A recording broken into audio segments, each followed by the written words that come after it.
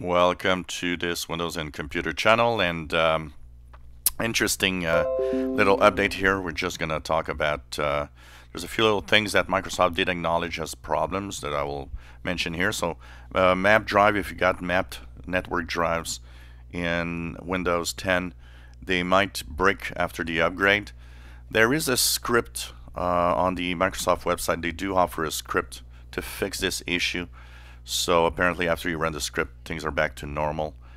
There's another one that is the McAfee Enterprise Security Services that actually are not compatible. McAfee did say it's not compatible with the October 2018 update yet. So that will be a break probably after the upgrade.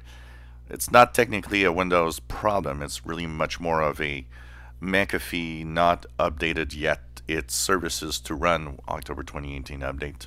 So that's one of the issues that some people will see.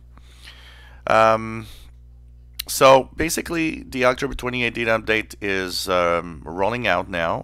Once again, a lot of people, just not listening to any videos because obviously I've mentioned it at least 3 times since yesterday. It's not showing up to Windows Update for most people because they're not pushing it through Windows Update yet. They're looking at the people that are actually upgrading from the Windows 10 website by using the media creation tool or the upgrade button on the website and checking out the data and seeing if everything's going well. But rollout seems to be, for the most part, pretty good. I've had a few people telling me that they actually have clean install or upgraded through the media creation tool and that everything seems to be fine and working all right. So this is pretty cool. And of course, one of the interesting aspects, 2 things that Microsoft wanted to say after the October 2018 update, and it's the fact that they are going to make sure that the updates are of good quality. It's interesting because Microsoft doesn't seem to see that there are problems when there are problems. The message that they actually sent out was, well, we are committed to having the next updates to be as high quality as possible. And you've got problems now. We had some problems with the April 2018 update. And all they say is, well, according to our telemetry, there are less people complaining and so on. How about my own telemetry thinking that people are just so annoyed and tired that you don't seem to listen to it, that they're not complaining less because there's less problems. They're just complaining less because they're tired of complaining. How about that, Microsoft? Maybe that's the reason. Maybe that's not what you think. And it's, this is where you see how disconnected Microsoft is from the reality of what is happening. So, I don't know. Just nuts. And it's crazy because every single problem, and I mean every single problem that they fixed, were all in the feedback hub. Insiders had complained about these problems. So it's not that the problems weren't reported. They were there. Microsoft just doesn't know how to aggregate the data in a way that they could see where the problems are.